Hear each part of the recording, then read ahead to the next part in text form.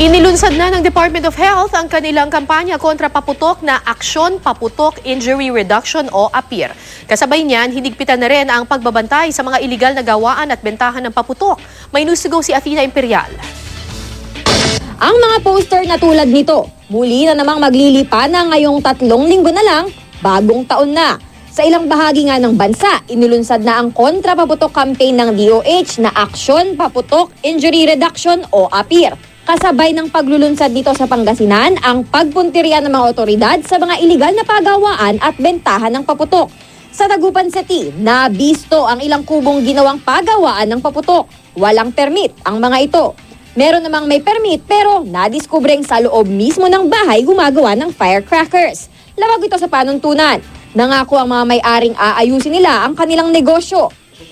Sa Naga City naman, binabantayan din ang posibleng sunog na pwedeng pagmulan ng mga paputok. Kaya ang lahat ng gustong magtinda ng paputok, dapat munang mag-seminar. Ituturo sa kanila ang tamang pag-imbak ng firecrackers at kung anong dapat gawin sakaling magkasunog. Ilan sa mga dapat tandaan? Dapat malayo sa mga ilaw o Christmas light at saksakan ng kuryente ang mga paputok.